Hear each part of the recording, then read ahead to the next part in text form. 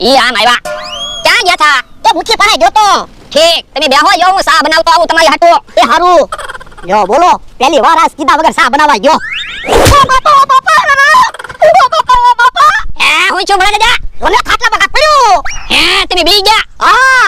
એ મેં પૂતળું પસાડ્યું. મને બીવડાવી દીધો. પણ હું જોતો તો તમે બીવો કે નહીં? પણ એટલે ઠામું કોક પડે તો બીક તો લાગે જ કે ને. એ તમે કે દુના કહેતા હતા ને આપણી વાડીએ બધાને આવતા બંધ કરવા છે એટલે મેં આવો પ્લાન બનાવ્યો. તો પણ તારે મને તો કહેવાય ને. પણ તમને બીક લાગે તો જ મને ખબર પડે ને કે બધાને બીક લાગશે કે નહીં. આ ઈ હસવો. તમે ખાટલે બેહો, યો પૂતળું પાછું ઉપર બાંધી દઉં. એ હારું જા. યો બોલો, મારો માણસ હાય ખરો છે. અત્યારમાં મને બીવડાવી દીધો.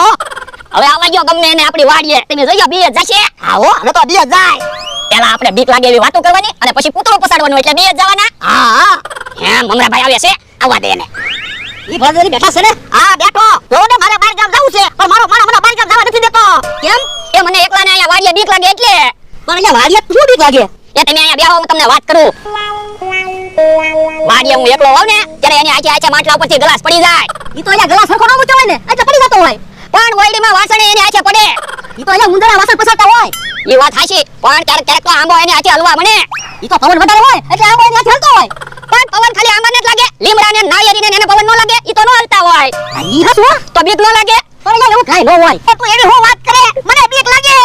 વલગા એવું દીવાનું ન હોય. પણ ઈ તો મમરાભાઈ ક્યારેક તમે અહીંયા એકલા હોય તો ખબર પડે બહુ બીક લાગે. કા ભલા દાદા? તમે વાતો નથી કરી જા તા મને. મમરાભાઈને સા પાડી. એ હારું.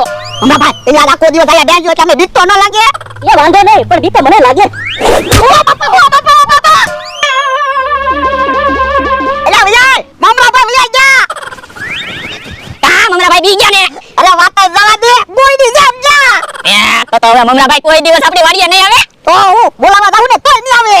તો હવે મને કાક ઇનામ તો આપો. મેં કેવો સારો પ્લાન બનાવ્યો. પણ ઉભો ને બધા બી જાય પછી પૈસા આપી. આમ બકુલભાઈ આવે? હે તાર જેને બીવરવો છે. એ હારું. યો બોલો, ભોળા દાદા કેમ એટલા બધા ધ્રુવ છે? એ બી ગયા. હું છો ભોળા દાદા કેમ બી ગયા? એ ક્યારુના મને એમ કે કાક આમ જાય અને કાક આમ જાય. મને તો દેખાતું ના, એને જ દેખાય. ક્યાં પણ કઈ દેખાતું તો છે નહીં. પણ બકુલભાઈ આપણને નથી દેખાતું, એને કાક દેખાય છે. ભોળા દાદા એક કામ કરો, આંખે પાટા બાંધી દો એટલે તમને કઈ દેખાય જ નહીં. ના રે ના તો મને કેમ દેખાય હું છે. મને તો એવું લાગે સપનું આવ્યું છે એટલે બી ગયા. સપનું નથી આવ્યું બકુલભાઈ, ક્યારુના એમ બીવે છે. મારા ગામડે જવું છે પણ મને નથી જવા દેતા. એક કામ કર, તું જા તારા ગામડે બસ. ચલા તૈયાર કર, હું તમારી હારો હાલ અહીંયા બેહું બસ. બીતા નહીં હવે. તો વાંધો નહીં. અને બકુડા મને મૂકીને કે વિયો ન જાતો મને બહુ બીક લાગે. અરે ક્યાંય નો જાવ, અહીંયા તમારી હારે જ બેહું બસ. આ તો વાંધો નહીં.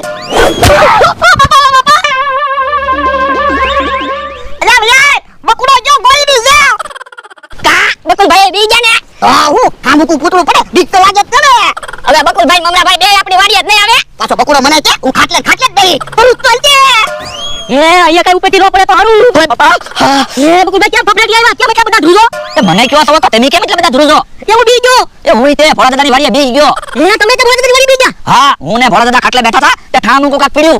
હે તો હું તે ભોળા દાદાની ખાટલે બેઠા હતા તો ઠામ કોકા ખાટલામાં પડ્યું. જો બોલો, હું તો ઈ જ કઈ નો સમજાણું. બકુલભાઈ ભોળા દાદાનો માણસ મને કે માથા ઉપરથી ઘડીકમાં ગ્લાસ પડી જાય, ઓડીમાં એની હાથે વાસણ પડે, આંબો એની હાથે હલે. એમ મને કહેતો તું. તો ભોળા દાદા મને કે કાક આમ જાય કાક આમ જાય, પણ મને તો કઈ દેખાતું નતું. તો પણ તમે એની ખાટલે કેમ બેઠા? પણ ભોળા દાદાનો માણસ કે મારે ગામડે જવું છે, ભોળા દાદા બીવે છે એટલે હું ખાટલે બેઠો હતો. હે તમને એવું કીધું? હા, ભોળા દાદાએ મને એવું કીધું મને કે મારા બાર ગામ જવું છે અને મારો માણસ બીવે છે એટલે તમે એની ખાટલે બેહો.